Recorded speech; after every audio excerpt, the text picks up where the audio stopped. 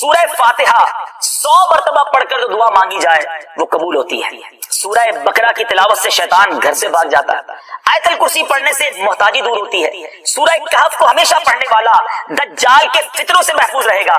والدین کی قبر پر ہر جمعہ سورہ یاسین کی تلاوت کرنے سے اس کی حروف کی تعداد کے برابر ان کے گناہ بخش دیے جاتے ہیں۔ سورہ الدخان پڑھنے سے مشکل دور ہوتی ہے۔ جو قریب المرگ ہو اس پر سورہ جاسیہ کا دم کرنے سے خاتمہ بالخیر ہوتا ہے۔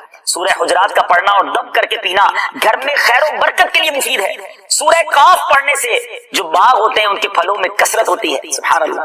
سورہ رحمان 11 بار پڑھنے سے تمام مقاصد پورے ہوتے ہیں۔ سورہ واقعہ جو شخص روزانہ پڑھے گا اسے کبھی فاقہ نہ ہوگا۔ سورہ ملک کو ہر رات پڑھنے والا عذاب قبر سے محفوظ رہے گا۔ سورہ مزمل کو 11 بار پڑھنے سے ہر مشکل آسان ہو جاتی ہے۔ سورہ مدثر کو پڑھ کر حفظ قرآن کی دعا مانگنے سے قرآن کریم کا یاد کرنا آسان ہو جاتا ہے۔ جو بچے حفظ کر رہے ہیں ان کے لیے زبردست وظیفہ ہے۔ سورہ النازعات پڑھنے سے جاں کنی کی تکلیف نہیں ہوگی۔ سورہ دحا پڑھنے سے بھاگا ہوا آدمی واپس آ جائے گا۔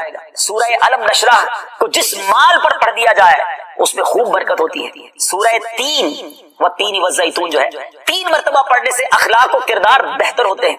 سورہ علق میں جوڑوں کے درد کا علاج ہے۔ سورہ قدر جو صبح و شام پڑھے اللہ عز و جل اس کی عزت بڑھا دے گا۔ سورہ بینہ برس اور یرکان کا علاج ہے۔ جس آدمی یا جانور پر نظر لگی ہو اس پر سورہ عادیات کا دم مفید ہے۔ سورہ قارعہ پڑھنے سے بلاؤں سے حفاظت رہتی ہے۔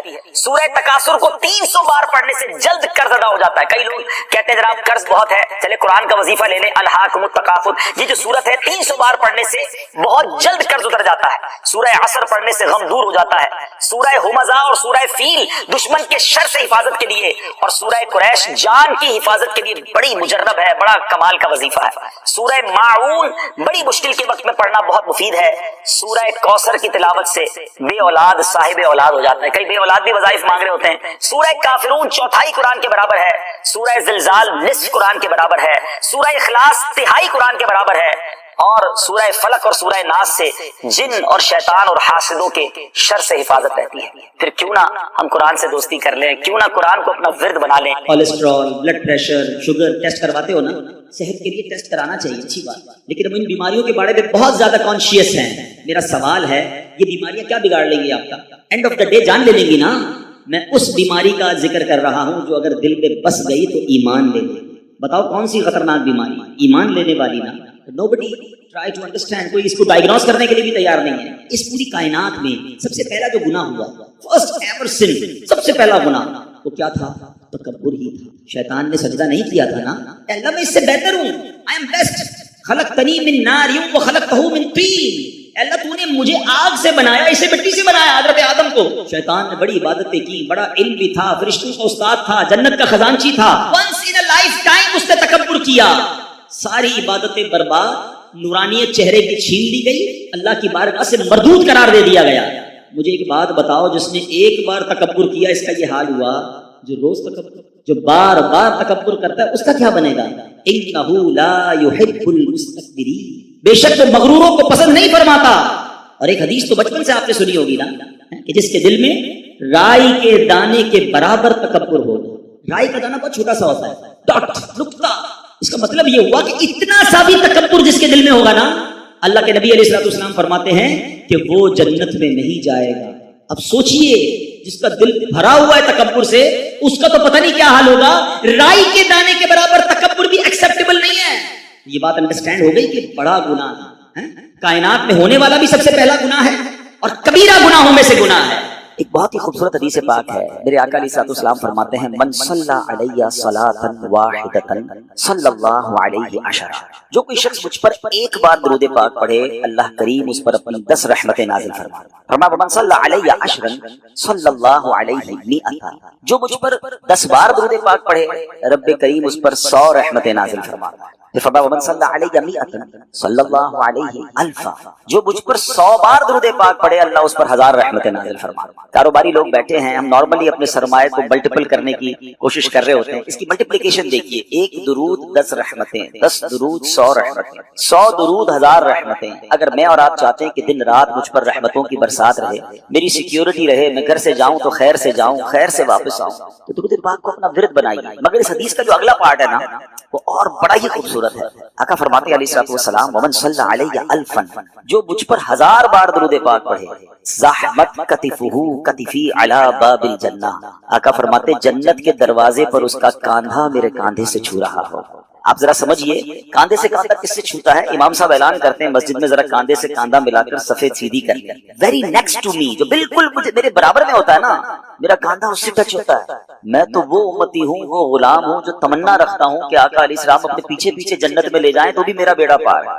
मगर उधर से करम नवाजी देखें कि आप फरमा रहे हैं कि मेरे साथ जन्नत में ऐसे जाएगा कि उसका कांधा मेरे कांधे से छू रहा है। ये है दुरूद पाक। तो बहरहाल दुरूद पाक it's a beautiful way to spend your time with रहमा with बरका। जितना हो सके दुरूद पाक पढ़ते रहें। आइए मिलकर मोहब्बत के साथ बाआवाज़ बुलंद दुरूद पाक पढ़ लें। सल्लु अलल हबीब सल्लल्लाहु तआला अला मुहम्मद सल्लल्लाहु अलैहि वसल्लम। 10 रमजान मुबारक हमारी अम्मी हुजूर उम्मुल मोमिनीन हजरत खदीजतुल कुबरा रज़ियल्लाहु तआला अन्हा का यौम भी है।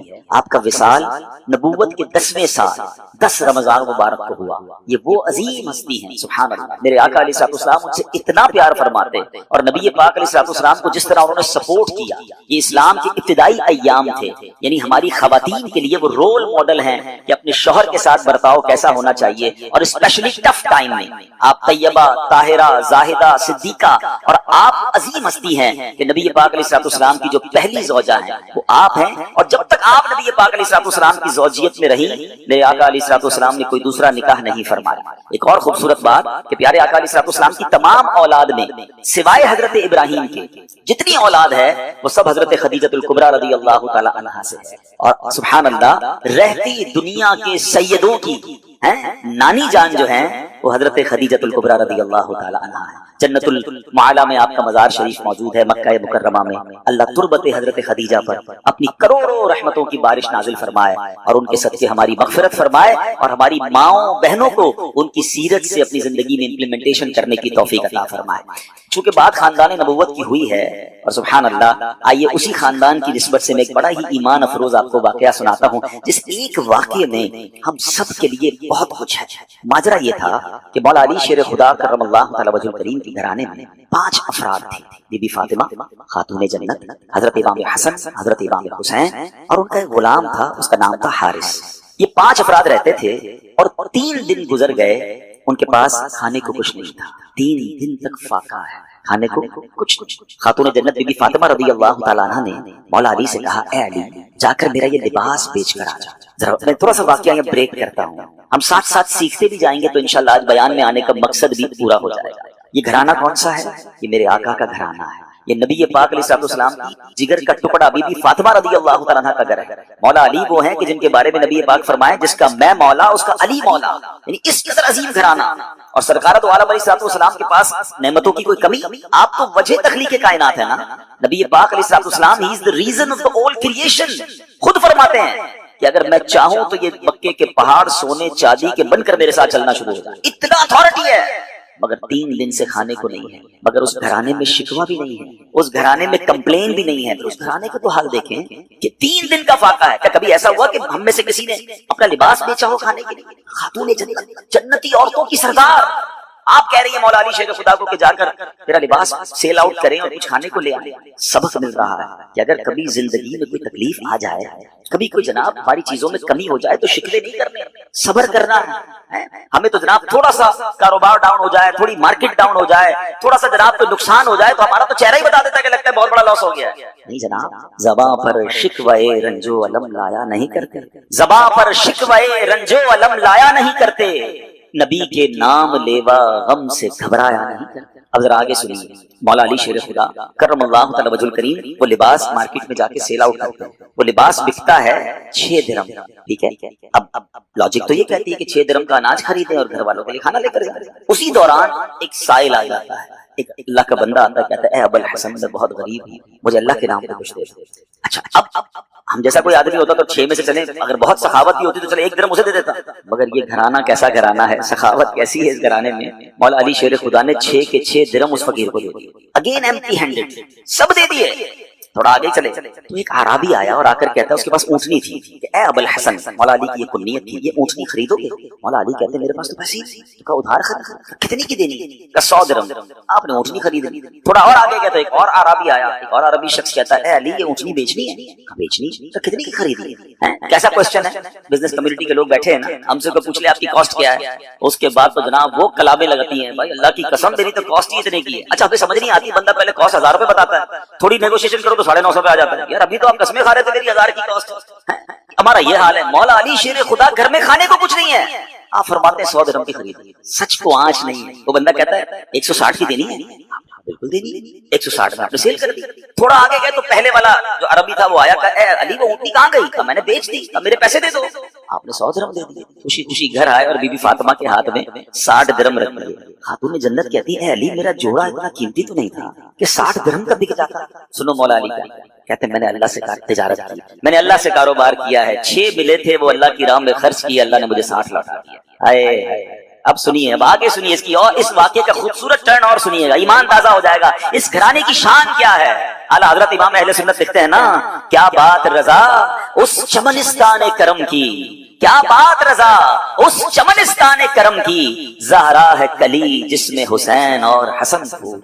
ये घराना ही चमनिस्तान करम है। अब जब सुबह बारगाह रिसालत में गए तो नबी पाक अलैहिस्सलाम को ये बताते, मौला अली बताते, इससे पहले सरवरे कायनात अलैहिस्सलाम सवाल करते हैं ए अली तुम्हारा कल तुम्हारे साथ जो मामला हुआ तुम जानते हो क्या था?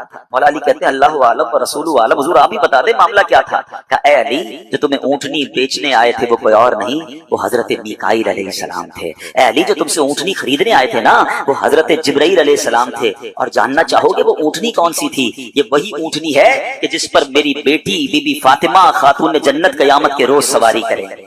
ऐसा सखी घराना जो तुमसे न मांगू तो फिर किससे मांगू, तुम्हारा तो सारा घराना सखी।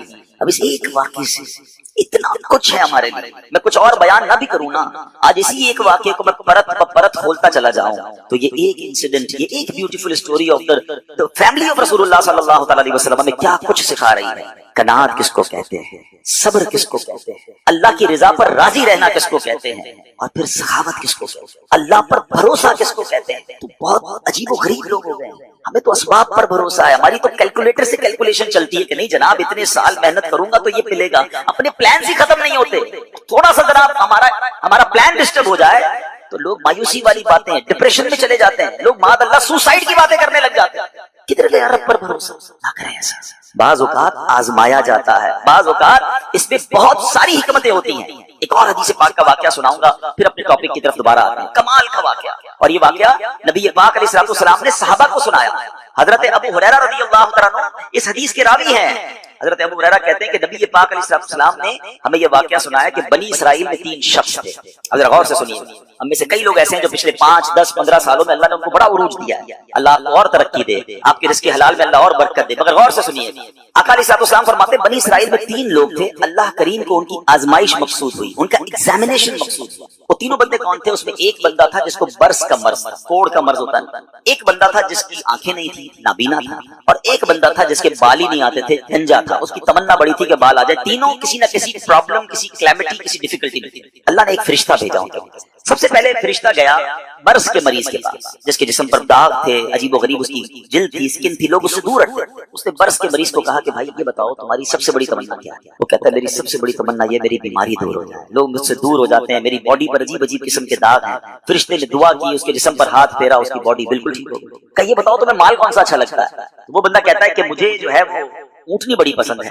फरिश्ते ने उसको एक ऊँटनी दी जो गाबन थी, बच्चा देने वाली थी। फरिश्ता आगे चला गया। अब फरिश्ता पहुंचा दूसरे बंदे के पास, और वो बंदा था जो गंजा था, उसके बाल ही नहीं आते थे। फरिश्ते ने कहा तेरी ख्वाहिश क्या है सबसे बड़ी? कहता बस मेरे बाल आ जाए, इससे बड़ी क्या तमन्ना है। फरिश्ते ने उसके सर पे हाथ फेरा, दुआ फरमाई, उसके बाल आ गए।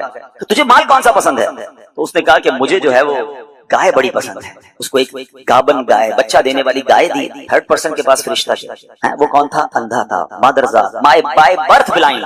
تیری کیا تمنا ہے؟ بولا میری تو زندگی میں ہے ہی اندھیرا، اللہ کرے میری آنکھیں آ جائیں۔ فرشتے نے اس کی آنکھوں پر ہاتھ رکھا، دم کیا، دعا کی، اس کی آنکھیں آ گئی۔ تجھے کیا چاہیے؟ کہا مجھے بکری بڑی پسند۔ اس کو بکری دی جو بچہ دینے والی تھی، اور اس کے بعد وہ فرشتے نے برکت کی دعا دی، چلا گیا۔ اب اللہ کی شان دیکھی، اللہ نے ان تینوں کے مال میں خوب برکت دی، ہزاروں بکریاں ہو گئی، ہزاروں اونٹ ہو گئے، ہزاروں گائے ہو گئی، یعنی اس زمانے کے وہ ملینر بلینر بن گئے۔ آفٹر سم ٹائم فرشتہ جاتا ہے اب وہ پہلے بندے کے پاس، برس کے مریض کے پاس، اور فرشتہ بھی اسی اپیرنس میں جاتا ہے، فرشتہ خود بھی برس کا مریض بن کے جاتا ہے، اور جا کر کہتا ہے بھائی مجھے کوڑ کا مرض ہے، غریب مسافر ہوں، اللہ نے تجھے بڑا مال دیا ہے، ایسا کر کہ جو اتنی سارے تیرے پاس سینکڑوں ہزاروں اونٹ ہیں، مجھ غریب کو ایک اونٹنی دے دے۔ وہ بندہ کہتا ہے کہ یہ تو میں نے خود کمایا ہے، یہ تو سب میری ایفرٹ ہے، میرے تو باپ دادا کی میراث ہے، یہ تجھے اللہ نے نہیں دیا، تو کچھ عرصہ پہلے غریب تھا۔ کہتے نہیں نہیں، کس نے کہا تجھے؟ میں تو پہلے سے ہی مالدار تھا، میرے تو فیملی کا یہ سارا مال ہے، یہ میں نے اپنی محنت سے کیا ہے۔ فرشتے نے کہا ٹھیک ہے، اگر تو سچا ہے تو ٹھیک ہے، اور اگر تو جھوٹا ہے تو اللہ تجھے پہلے جیسا ہی کرے گا۔ فرشتہ دوسرے کے پاس گیا، اب کس کے پاس گیا؟ گنجے کے پاس۔ کہا بھائی میں بڑا غریب انسان ہوں، مسافر ہوں، تجھے اللہ نے بڑا مال دیا، اتنی گائے ہیں، ایک گائے مجھے دے دے، تو بھی تو غریب تھا کچھ عرصہ پہلے۔ کہتا کس نے کہا تمہیں میں غریب تھا؟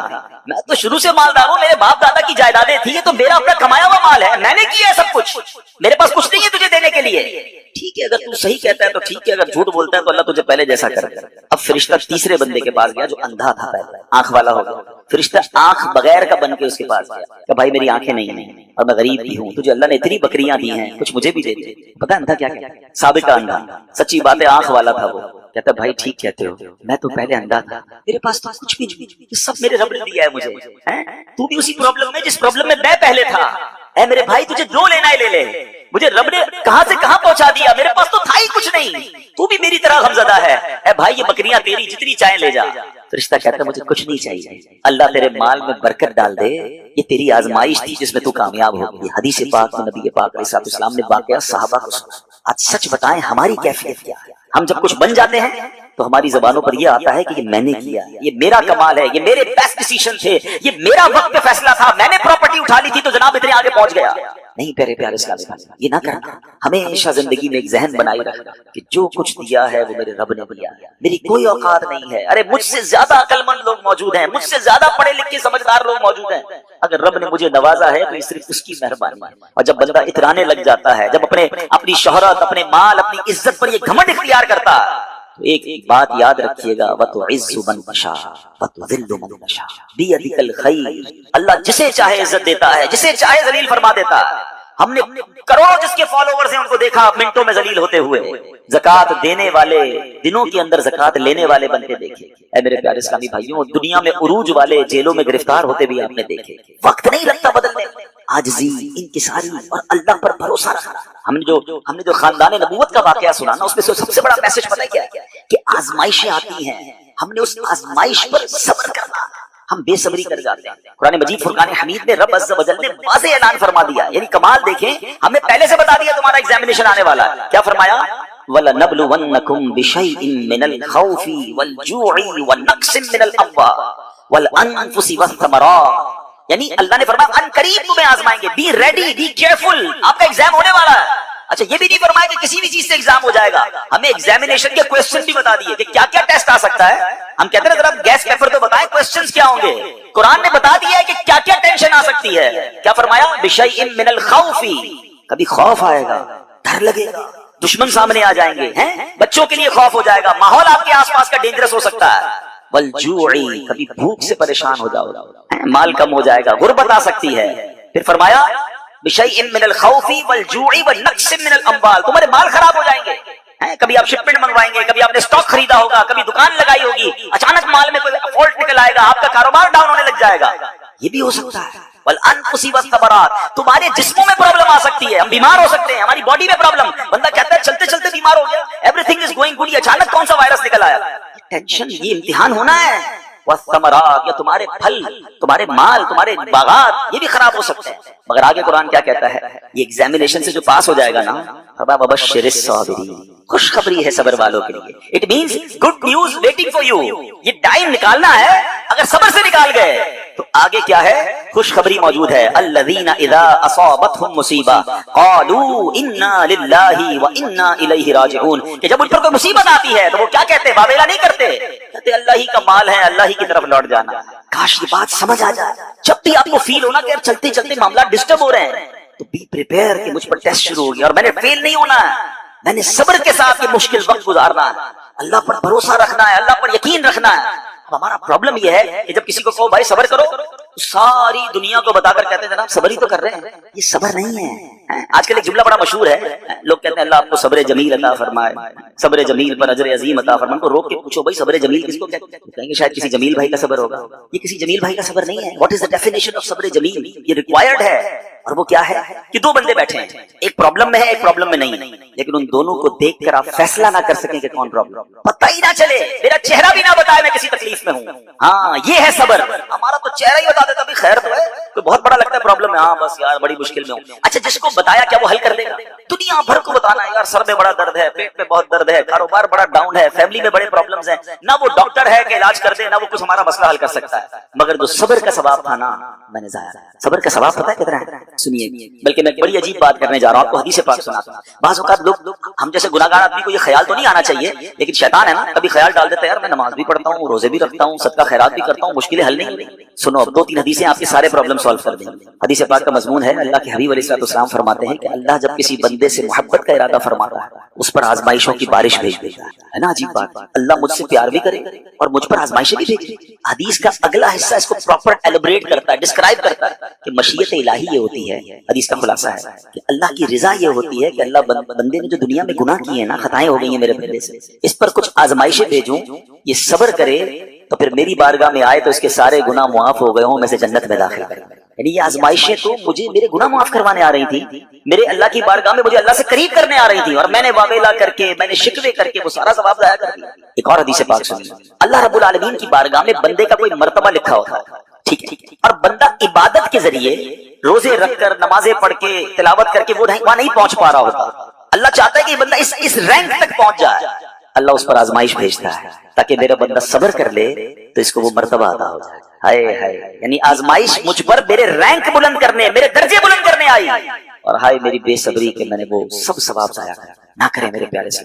مشکلیں آتی ہیں، اچھا پھر پتہ ہے پرابلم کیا ہے؟ ہمارا ایک اور بڑا ایشو ہے، ہم کسی کو مسکراتا دیکھتے ہیں، کسی کو اچھے کپڑے دیکھ لیتے ہیں، کسی کی بڑی گاڑیاں دیکھ لیتے ہیں، کسی کا بڑا گھر دیکھ لیتے ہیں، ہمیں لگتا ہے یار یہ کتنا مزے میں ہے یار، میں ہی اکیلا پریشان ہوں۔ یہ آپ کی بھول ہے، ایک بات یاد رکھیے گا، زندگی کی گاڑی مسائل کے پہیوں پر ہی چلتی ہے، امیر کے مسئلے اور ہیں، غریب کے مسئلے اور ہیں، شہرت جس کو ملی ہے نا اس کے پرابلمز اور ہیں، جو غیر معروف ہے اس کی پرابلم اور ہے۔ زمانے میں ہر کسی کو کچھ نہ کچھ ایشو ضرور ہے، یہ نہ سمجھے کہ یار یہ اتنا مسکرا رہا ہے، کیا پتہ اس مسکراہٹ کے پیچھے کتنے دکھ چھپائے بیٹھا ہے۔ اب یقین کریں، بلیو کریں، ایسا نہیں ہے کہ سب لوگ 100% خوشحال ہیں، پرابلم سب کے ساتھ ہوتے ہیں۔ ابھی میں کیا بتاؤں آپ کو، ہمارے پاس تو لوگ دعائیں کروانے آتے ہیں نا، ایسی پرابلم بتاتے ہیں کہ پیروں سے زمین نکل جاتی ہے۔ بعض اوقات ہم اتنے بڑے گھر میں جاتے ہیں، اس کی گاڑیاں کروڑوں روپے کی کھڑی ہیں، ان سے ملاقات ہوئی، وہ کہتے ہیں حضرت آپ سے الگ سے دعا کروانی ہے۔ جب وہ بیچارہ اپنا مسئلہ بتاتا ہے نا، ہمیں لگتا ہے ہمارا تو غم ہی کچھ نہیں ہے، کہ کتنی بڑی آزمائش سے گزر رہا ہے، کتنی بڑی پرابلم سے گزر رہا ہے۔ میں آج کی آپ کو مثال دیتا ہوں، ایک ہمارے بہت اچھے بھائی تھے، آج سے کچھ عرصہ پہلے انہوں نے ہمیں ایک ماشاءاللہ پراپرٹی دعوت اسلامی کے لیے بچیوں کے مدرسے کے لیے دی، اور اس کے چند دنوں بعد ان کا وصال ہو گیا، ان کے بیچاروں کو کینسر تھا۔ میں ان کے گھر پہ دعا کرنے گیا، ان کے بیٹے نے مجھ سے جب گلے لگا نا تو بیٹا رونے لگا۔ اچھا میں سمجھا کہ بیچارہ اپنے والد کو یاد کر کے رو رہا ہے، ظاہر ہے 16 دن پہلے انتقال ہوا۔ اندر گئے، دعا کی، اس کے بعد میرے کان میں کہتا ہے کہ عبدالرحیم بھائی اس وقت میری زوجہ ہاسپٹل میں ہے۔ کیا ہو گیا؟ کہ میری وائف کو بلڈ کینسر ہو گیا، والد کا کینسر میں انتقال ہوا ہے۔ اللہ نے بڑا نوازا ہے ان کو، جیولرز ہیں، لیکن میں یقین کریں میں آپ کو سچ بتا رہا ہوں، میں گاڑی میں بیٹھ کے میں بھی رونے لگا، کیونکہ وہ بندہ جب مجھے چھوڑنے آیا نا پھر میرے گلے لگ کے رو رہا تھا۔ میں سوچنے لگا یار کتنا دکھ ہے لوگوں کو، اللہ نے کتنی بڑی ان پر مہربانی کی ہے۔ اگر مجھے کوئی بڑی بیماری نہیں ہے، میرے بچے میرے ساتھ ہیں، میری اللہ چاہتا ہے کہ یہ بندہ اس رینک تک پہنچ جائے، اللہ اس پر آزمائش بھیجتا ہے تاکہ میرا بندہ صبر کر لے تو اس کو وہ مرتبہ عطا ہو جائے۔ ہائے ہائے، یعنی آزمائش مجھ پر میرے رینک بلند کرنے، میرے درجے بلند کرنے آئی، اور ہائے میری بے صبری کہ میں نے وہ سب ثواب ضائع کر دیا۔ نہ کریں میرے پیارے اسلامی بھائی، مشکلیں آتی ہیں۔ اچھا پھر پتہ ہے پرابلم کیا ہے؟ ہمارا ایک اور بڑا ایشو ہے، ہم کسی کو مسکراتا دیکھتے ہیں، کسی کو اچھے کپڑے دیکھ لیتے ہیں، کسی کی بڑی گاڑیاں دیکھ لیتے ہیں، کسی کا بڑا گھر دیکھ لیتے ہیں، ہمیں لگتا ہے یار یہ کتنا مزے میں یار، میں ہی اکیلا پریشان ہوں۔ یہ آپ کی بھول ہے، ایک بات یاد رکھیے گا، زندگی کی گاڑی مسائل کے پہیوں پر ہی چلتی ہے، امیر کے مسئلے اور ہیں, غریب کے مسئلے اور ہیں. شہرت جس کو ملی ہے نا اس کے پرابلمز اور ہیں, جو غیر معروف ہے اس کے پرابلم اور ہے. زمانے میں ہر کسی کو کچھ نہ کچھ ایشو ضرور ہے. یہ نہ سمجھے کہ یار یہ اتنا مسکرا رہا ہے, کیا پتہ اس مسکراہٹ کے پیچھے کتنے دکھ چھپائے بیٹھا ہے. آپ یقین کریں, بلیو کریں, ایسا نہیں ہے کہ سب لوگ 100% خوشحال ہیں. پرابلم سب کے ساتھ ہوتے ہیں. میں کیا کیا بتاؤں آپ کو, ہمارے پاس تو لوگ دعائیں کروانے آتے ہیں نا, ایسی پرابلم بتاتے ہیں کہ پیروں سے زمین نکل جاتی ہے. بعض اوقات ہم اتنے بڑے گھر میں جاتے ہیں, اس کی گاڑیاں کروڑوں روپے کی کھڑی ہیں, ان سے ملاقات ہوئی, وہ کہتے ہیں حضرت آپ سے الگ سے دعا کروانی ہے. جب وہ بیچارہ اپنا مسئلہ بتاتا ہے نا, ہمیں لگتا ہے یار ہمارا تو غم ہی کچھ نہیں ہے. کتنی بڑی آزمائش سے گزر رہا ہے, کتنی بڑی پرابلم سے گزر رہا ہے. میں آج کی آپ کو مثال دیتا ہوں. ایک ہمارے بہت اچھے بھائی تھے, آج سے کچھ عرصہ پہلے انہوں نے ہمیں ایک ماشاءاللہ پراپرٹی دعوت اسلامی کے لیے بچیوں کے مدرسے کے لیے دی, اور اس کے چند دنوں بعد ان کا وصال ہو گیا. ان کے بیچاروں کو کینسر تھا. میں ان کے گھر پہ دعا کرنے گیا. ان کے بیٹے نے مجھ سے جب گلے لگانا تو بیٹا رونے لگا. اچھا میں سمجھا کہ بیچارہ اپنے والد کو یاد کر کے رو رہا ہے, ظاہر ہے 16 دن پہلے انتقال ہوا. اندر گئے, دعا کی, اس کے بعد میرے کان میں کہتا ہے کہ عبدالرحیم بھائی اس وقت میری زوجہ ہاسپٹل میں ہے. میں نے کہا کیا ہو گیا؟ کہ میری وائف کو بلڈ کینسر ہو گیا. والد کا کینسر میں انتقال ہوا ہے. اللہ نے بڑا نوازا ہے ان کو, جیولرز ہیں. لیکن میں یقین کریں, میں آپ کو سچ بتا رہا ہوں, میں گاڑی میں بیٹھ کے میں بھی رونے لگا, کیونکہ وہ بندہ جب مجھے چھوڑنے آیا نا پھر میرے گلے لگ کے رو رہا تھا. میں سوچنے لگا یار کتنا دکھ ہے لوگوں کو, اللہ نے کتنی بڑی ان پر مہربانیاں کی ہے. اگر مجھے کوئی بڑی بیماری نہیں ہے, میرے بچے میرے ساتھ ہیں, میری فیملی میرے ساتھ ہے, نہیں چاہیے یار دنیا کے سارے اللہ تللے نہ ملے اتنی ساری لگژریز, صحت سے بڑھ کے کچھ نہیں ہے, مگر ہمیں اس کی قدر ہی نہیں ہے, ہمیں اس کی کوئی اہمیت کا اندازہ ہی نہیں. پوچھو ان سے, کروڑوں روپے ہیں مگر علاج نہیں ہو پا رہا, ڈاکٹر بعض اوقات مایوس کر دیتے ہیں. کتنا تکلیف میں ہیں لوگ, ہم ہیں کہ چھوٹی چھوٹی باتوں پر بے صبری. صبر تو کریں, اللہ کی رضا پر راضی تو رہیں. میں نے آپ کو خاندان نبوت کا واقعہ سنایا, ارے کھانے کو کچھ نہیں ہے.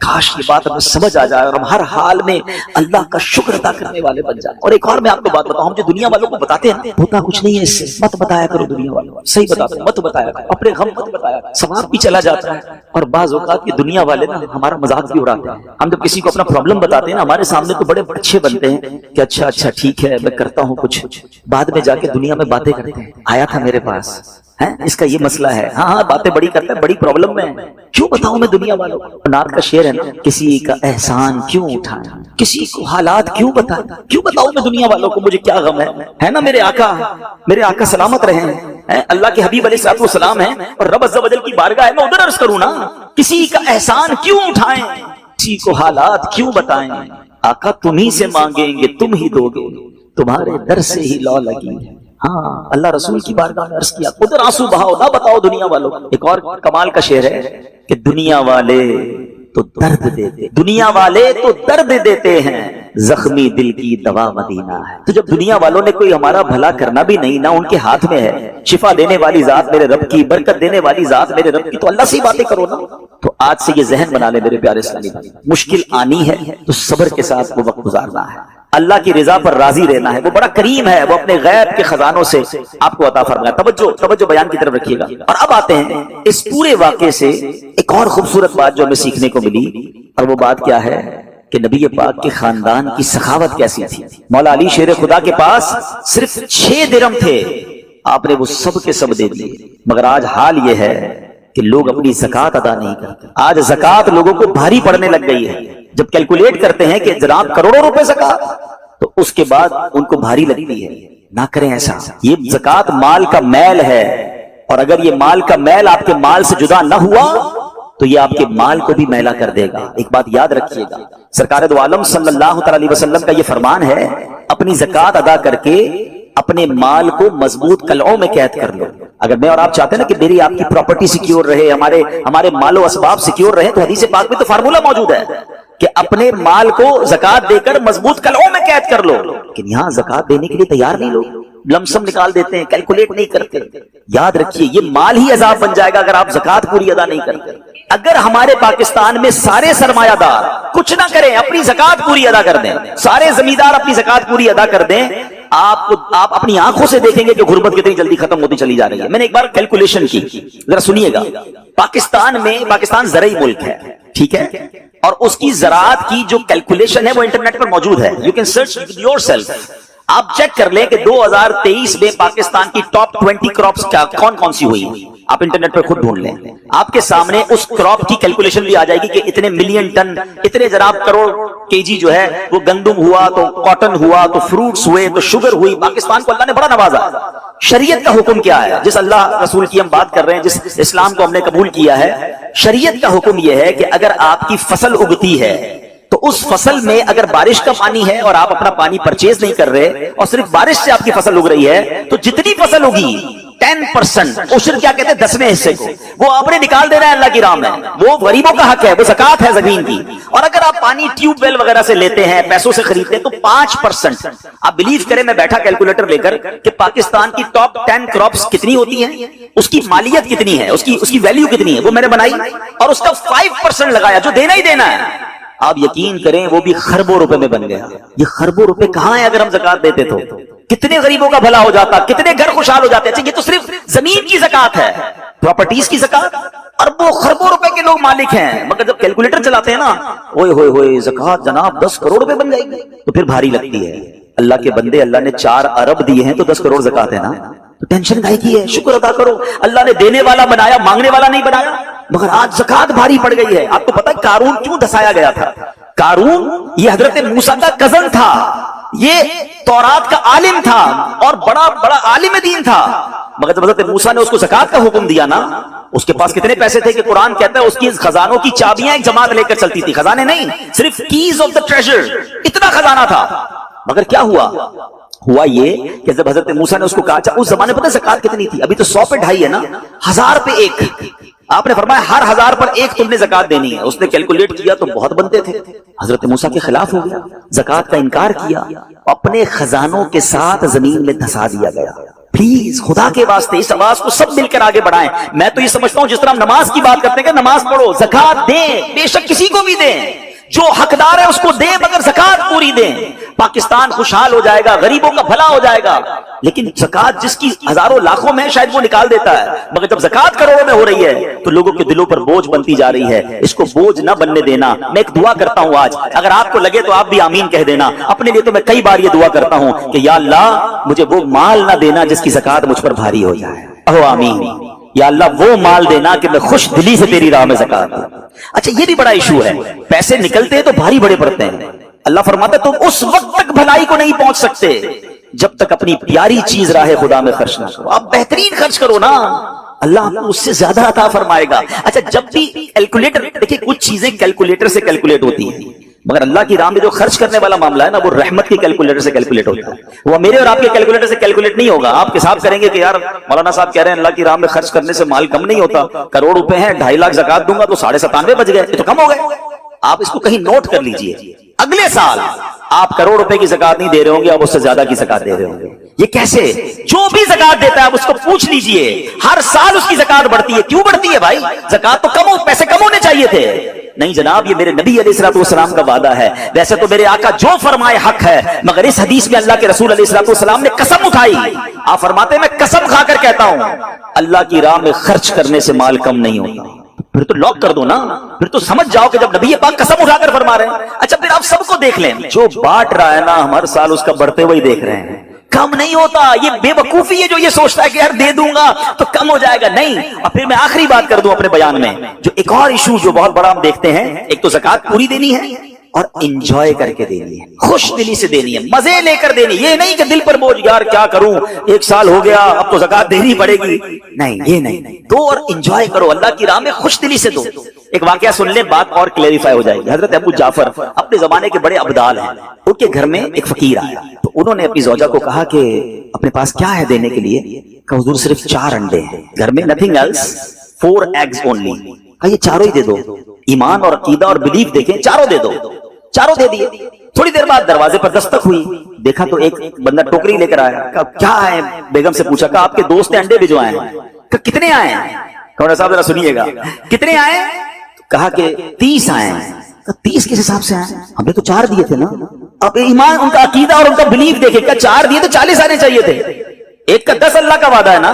تو کہا حضور آئے تو 40 ہیں مگر 10 انڈے ٹوٹے ہوئے ہیں۔ تو آپ نے اپنی زوجہ سے پوچھا کہ سچ بتاؤ جو تم نے 4 دیے تھے اس کی کنڈیشن کیا تھی؟ کہا حضور بات یہ جب میں نے 4 دیے تھے اس میں بھی 3 ثابت تھے، ایک ٹوٹا ہوا ہی تھا۔ یہ فارمولا آج یاد کر لو، پورے دو گے پورے ملیں گے، ٹوٹے دو گے ٹوٹے ملیں گے۔ اب آپ چیک کیجئے کہ جب اللہ کی راہ میں خرچ کرنے کی باری آتی ہے، میں اپنا مال دل سے نکلتے ہوئے دکھ ہو رہا ہے یا خوشی ہو رہی ہے؟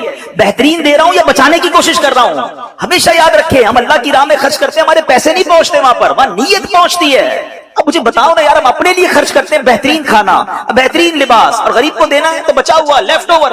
اب اچھا اب میں کہتا ہوں 100 بندوں کو نہیں کھلا سکتے، نہ کھلائیں، 2 کو کھلائیں، اچھا کھلائیں، کوئی بات نہیں۔ آپ کسی کے دل میں خوشی تو داخل کریں، اپنے گھر والوں کے لیے لباس خرید رہے ہیں، 2 غریب بچوں کے لیے ویسا ہی لباس خرید رہے ہیں، پھر دیکھیں آپ کو کیسی برکتیں ملتی ہیں۔ تو ہمیں اس بار یہ ایک انداز اختیار کرنا ہے کہ ہم نے اللہ کی راہ میں بہترین خرچ کرنا ہے۔ اس کو ہم ایک غلطی کیا کرتے ہیں، فطرے کی، جو فطرے کی جو بات ہے اس میں آپ کو ایک بات بتا دوں، فطرہ حدیث پاک میں 4 قسم کا بیان ہوا ہے، گندم کا، جو کا، کشمش کا اور کھجور کا، ٹھیک ہے۔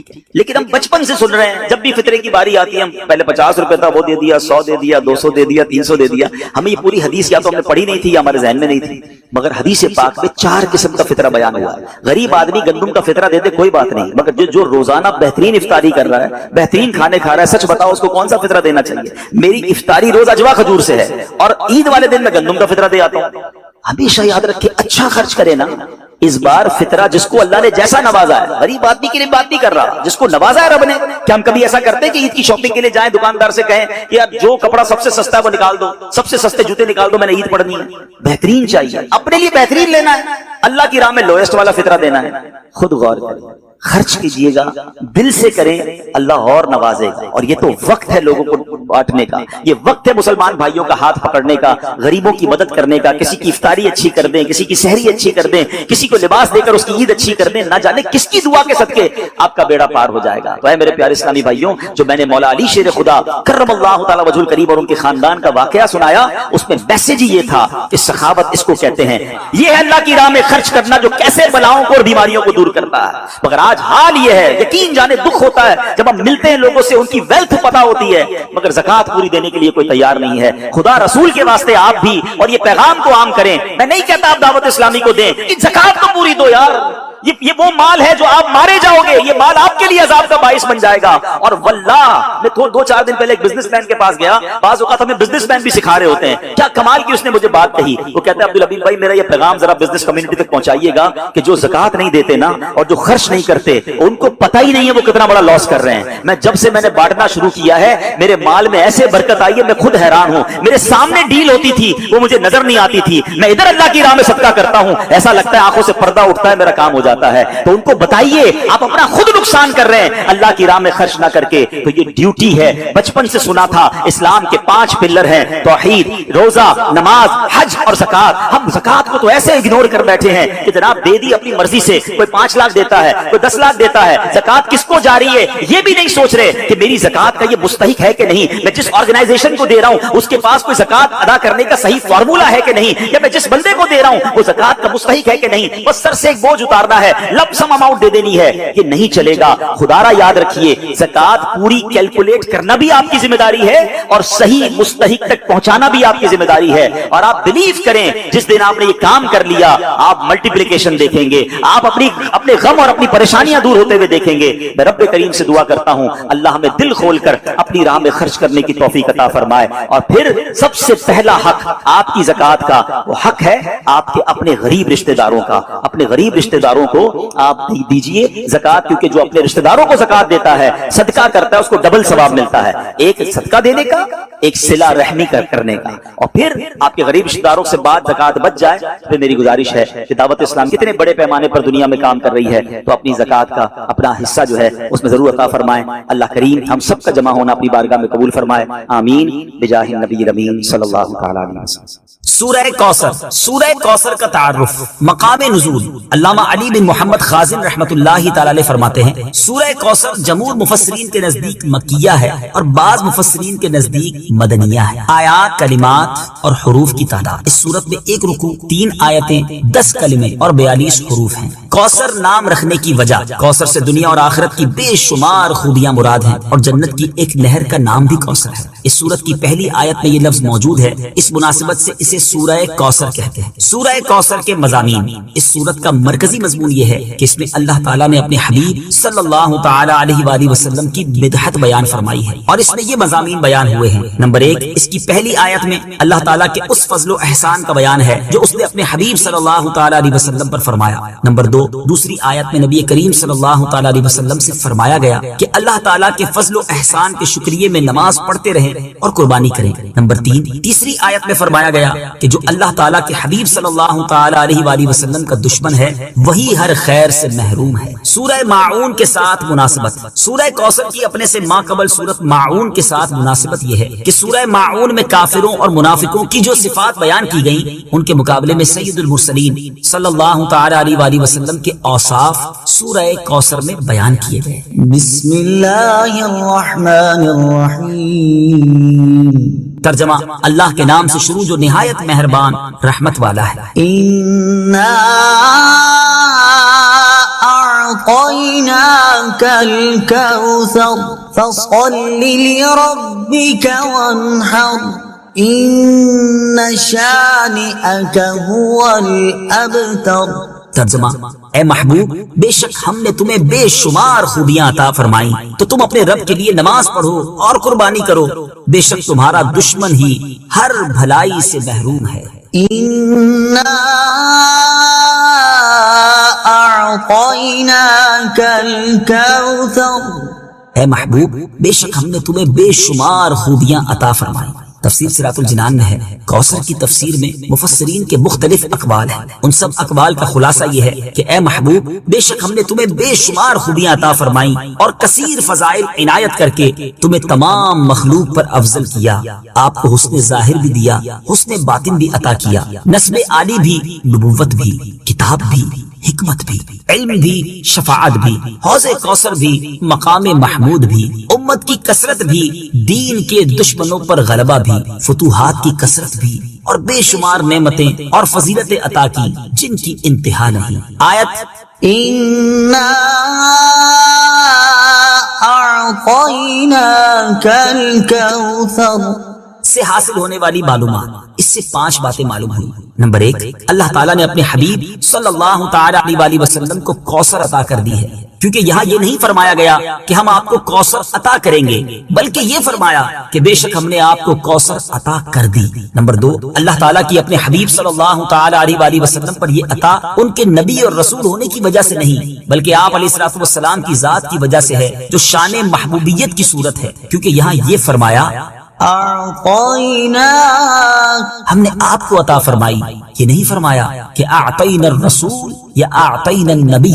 نمبر 3، تاجدار رسالت صلی اللہ تعالی علیہ وآلہ وسلم پر یہ عطا کسی عبادت اور ریاضت کی وجہ سے نہیں ہے، بلکہ ان پر یہ عطا اللہ تعالیٰ کے عظیم فضل اور احسان کی وجہ سے، کیونکہ یہاں عطا کا ذکر پہلے ہوا اور عبادت کا ذکر بعد میں ہوا۔ نمبر 4، اللہ تعالیٰ نے آپ کو کوثر کا مالک بنا دیا ہے تو آپ جسے چاہیں جو چاہیں عطا کر سکتے ہیں۔ نمبر 5، سید المرسلین صلی اللہ تعالی علیہ وآلہ وسلم کی مدحت خود رب تعالیٰ فرماتا ہے۔ اعلیٰ حضرت امام احمد رضا خان علیہ رحمت الرحمان فرماتے ہیں، انا اعطیناک الکوثر، ساری کثرت پاتے یہ ہیں، ٹھنڈا ٹھنڈا، میٹھا میٹھا، پیتے ہم ہیں، پلاتے یہ ہیں۔ اور ایک اور جگہ فرماتے ہیں نا، اے رضا خود صاحب قرآن ہے، مداح حضور، تجھ سے کب ممکن ہے پھر مدحت رسول اللہ کی۔ فَصَلِّ لِرَبِّكَ وَانْحَرْ، تو تم اپنے رب کے لیے نماز پڑھو اور قربانی کرو۔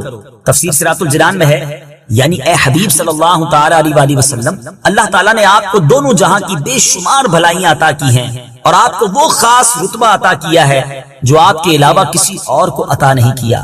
تو آپ اپنے اس رب عز و جل کے لیے نماز پڑھتے رہیں جس نے آپ صلی اللہ تعالی علیہ وآلہ وسلم کو کوثر عطا کر کے عزت و شرافت دی، تاکہ بتوں کے پجاری ذلیل ہوں اور بتوں کے نام پر ذبح کرنے والوں کی مخالفت کرتے ہوئے اپنے رب عز و جل کے لیے اور اس کے نام پر قربانی کریں۔ اس آیت کی تفسیر میں ایک قول یہ بھی ہے کہ نماز سے نماز عید مراد ہے۔ إِنَّ شَانِئَكَ هُوَ الْأَبْتَرُ، بے شک تمہارا دشمن ہی ہر بھلائی سے محروم ہے۔ تفسیر صراط الجنان میں ہے، شان نزول، جب سید المرسلین صلی اللہ تعالی علیہ وآلہ وسلم کے فرزند حضرت قاسم کا وصال ہوا تو کفار نے آپ کو ابتر یعنی نسل ختم ہو جانے والا کہا، اور یہ کہا کہ اب ان کی نسل نہیں رہی، ان کے بعد اب ان کا ذکر بھی نہ رہے گا اور یہ سب چرچا ختم ہو جائے گا۔ اس پر یہ سورہ کریمہ نازل ہوئی اور اللہ تعالیٰ نے ان کفار کا بالغ رد فرمایا اور اس آیت میں ارشاد فرمایا کہ اے حبیب صلی اللہ تعالی علیہ وآلہ وسلم، بے شک تمہارا دشمن ہی ہر بھلائی سے محروم ہے، نہ کہ آپ، کیونکہ آپ کا سلسلہ قیامت تک جاری رہے گا، آپ کی اولاد میں بھی کثرت ہوگی اور آپ کی پیروی کرنے والوں سے دنیا بھر جائے گی۔ آپ کا ذکر منبروں پر بلند ہوگا، قیامت تک پیدا ہونے والے عالم اور واعظ اللہ تعالیٰ کے ذکر کے ساتھ آپ کا ذکر کرتے رہیں گے، اور آخرت میں آپ کے لیے وہ کچھ ہے جس کا کوئی وصف بیان ہی نہیں کر سکتا۔ تو جس کی یہ شان ہے وہ ابتر کہاں ہوا، بے نام و نشان اور ہر بھلائی سے محروم تو آپ کے دشمن ہیں۔